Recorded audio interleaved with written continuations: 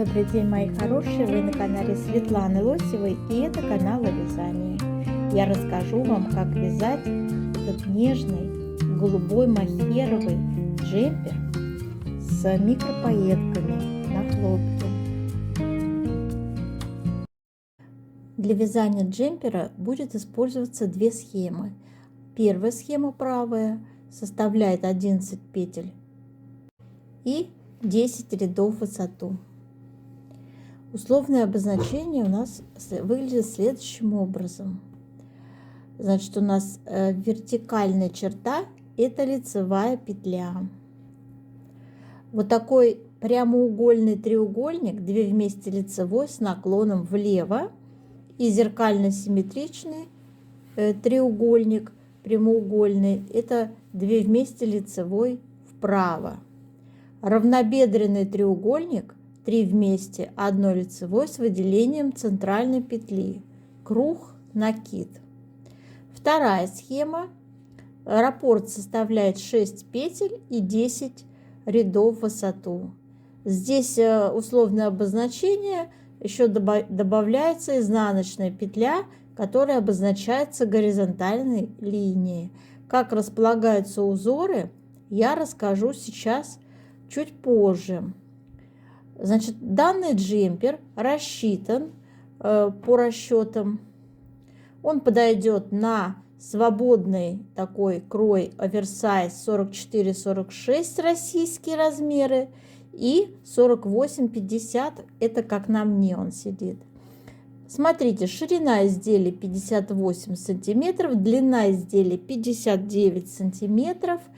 Тут есть плотность в 1 сантиметре 1,65 петель и по вертикали 1,9 ряда. Спицы номер 5 используются для вязания узоров. Вот это описание вы можете найти под видео.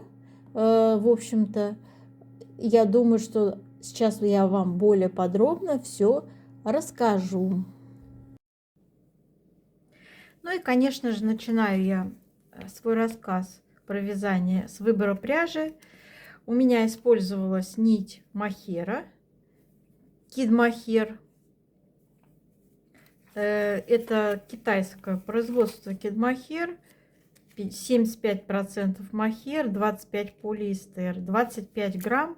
Вот такой вот моточек. Ушло 3,5 и ниточка хлопок с пайетками. Здесь 100 грамм они продаются. Вот, в общем-то, где-то грамм 70, наверное, ушло. То есть не все, вот еще даже осталось. Все это, вся эта пряжа в свободном доступе и на Зоне, и на Валберес продается. Поэтому общий вес изделия у меня 170 грамм, я померила. И давайте сейчас попетельно я расскажу, как я его вязала. Показываю вам, девочки, схематично, как это выглядит выкройка изделия. Как всегда, я составила описание в виде текста, который я выкладываю под видео. Вот. Схемы рисую. Схему вы уже видели. 2 схемы у меня будет использоваться. Так, ну и, в общем-то, начинаем мы, конечно же, с выбора спиц. Спицы я использовала круговые, прямые, номер 3 и номер 5. То есть для планок я использовала спицы номер 3, а для основного узора спицы номер 5. Плотность у меня получилась спицами номер 5 в 1 сантиметре 1,65 петель и вертикальная плотность в 1 сантиметре 1,9 ряда. Длина изделия, девочки, смотрите, длина изделия 59 сантиметров. Подходит на российские размеры. Оверсайз будет у нас 44-46 и, в общем-то, 48-50 и даже 52, в принципе, тоже подойдет. По ширине будет по фигуре сидеть.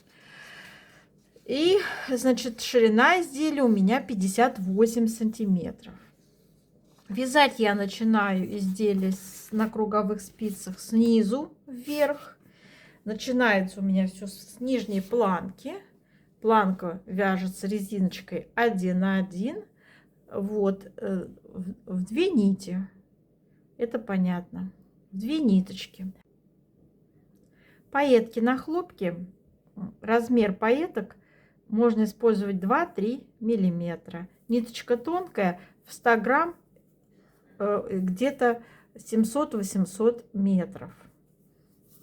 Для нижней планки я набирала на круговые спицы номер 3 162 петли и вязала 5 сантиметров в высоту резиночкой 1 на 1.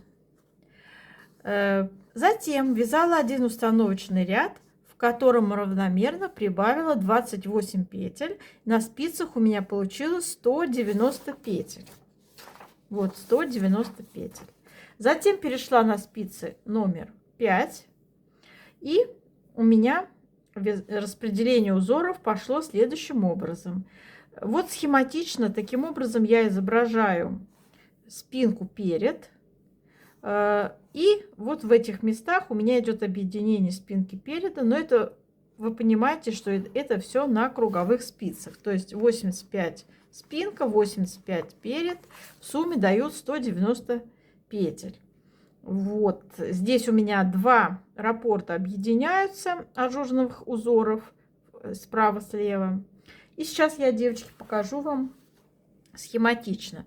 Смотрите, то, что у меня 11 петель, это ширина вот этого ажурной части, и 6 петель это ширина раппорта, который, в общем-то, между ажурами используется. Схематично, смотрите, по центру у меня идет раппорт на 6 петлях, и далее зеркально-симметрично чередуется по 11 петель с 2 сторон, потом опять по 6, опять по 11. Что касается, почему крайне 11, а здесь 10, объясняю. Смотрите, раппорт здесь целиком у нас идет, то есть вот 11, это как здесь по схеме нарисовано, а 10 он обрывается вот этой петлей. То есть вот всего мы берем 10 петель от этого узора. И вот они здесь таким образом изображены. Здесь я специально на схеме выделила, где 11, а где 10.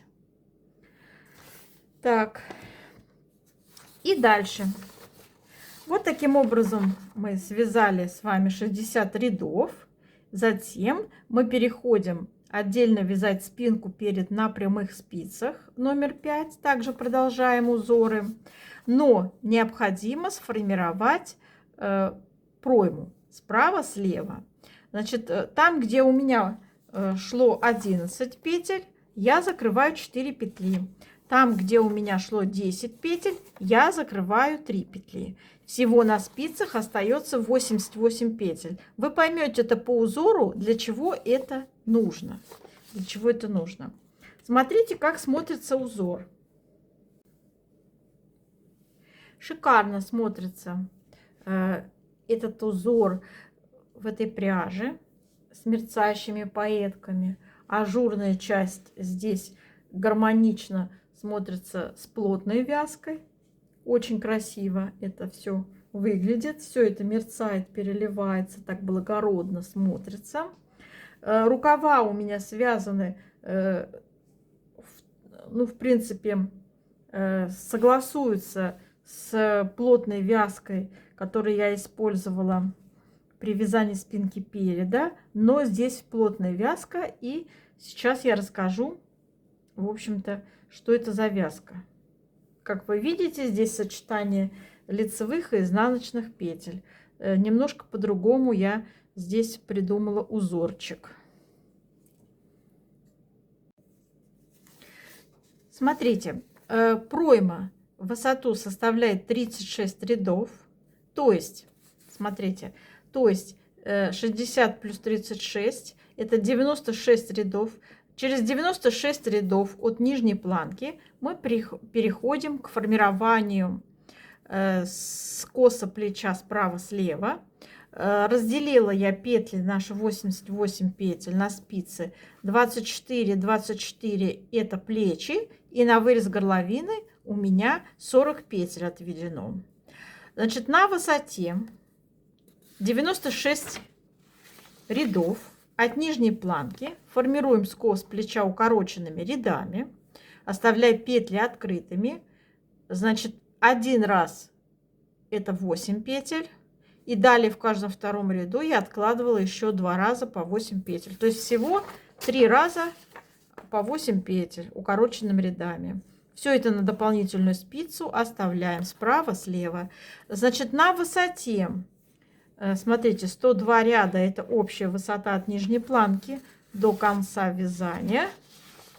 Но 98 рядов от нижней планки я формировала вырез горловины по спинке. Закрывала средние 30 петель. И далее в каждом втором ряду я закрывала один раз 3 петли и один раз 2 петли. То есть 4 ряда в высоту формируется у нас вырез по спинке. Перед вяжется абсолютно так же, что и спинка. Различие в вырезе горловины, она более глубокая.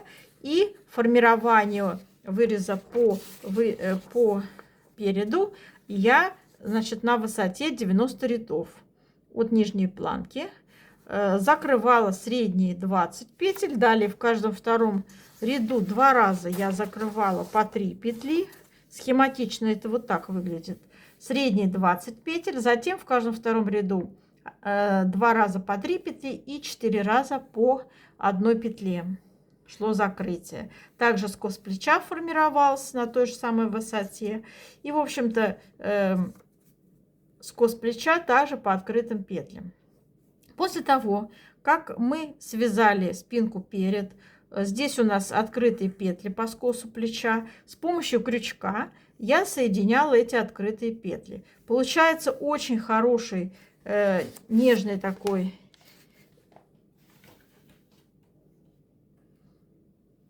очень такой нежный шов, соединение нежное с помощью крючка. Видите, как это выглядит ровно.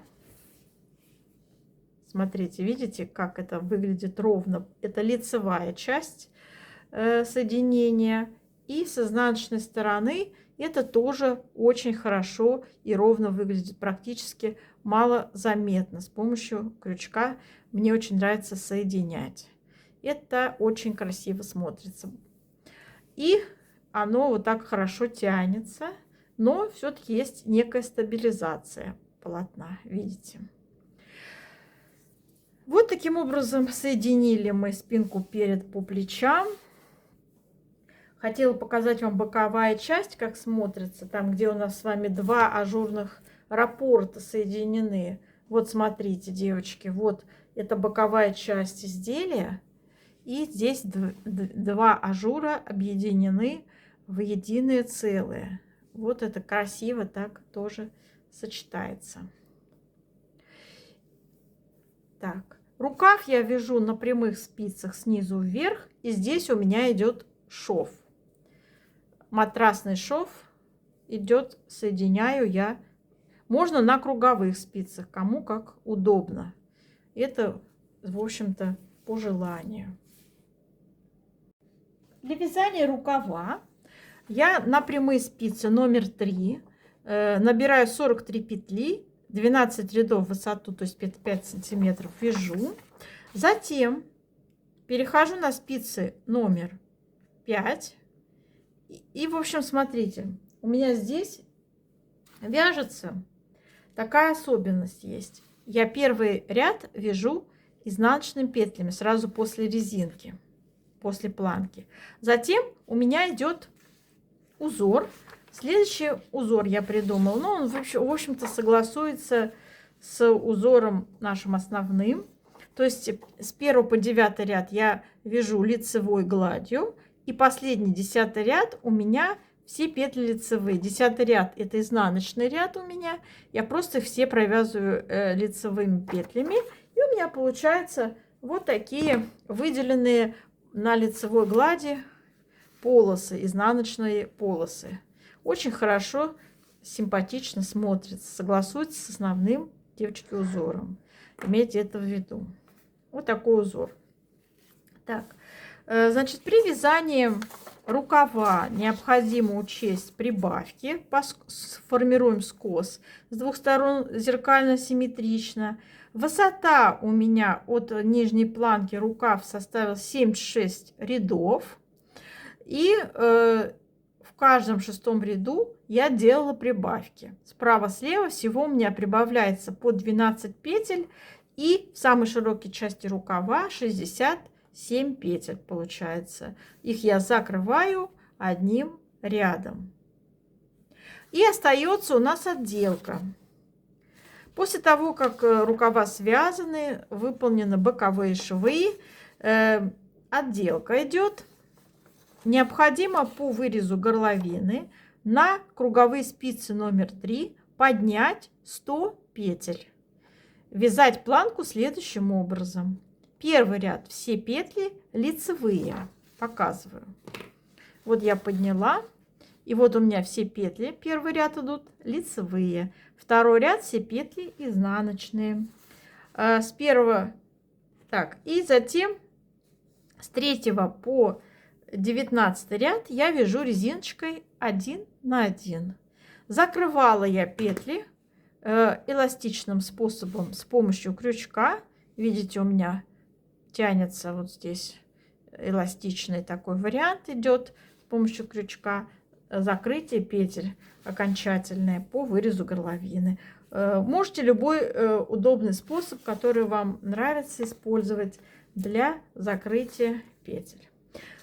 После этого вам остается только вшить рукава. Также использовала матрасный шов я для втачивания рукава. Вот. И, в общем-то, вот так это выглядит. Аккуратный шов такой.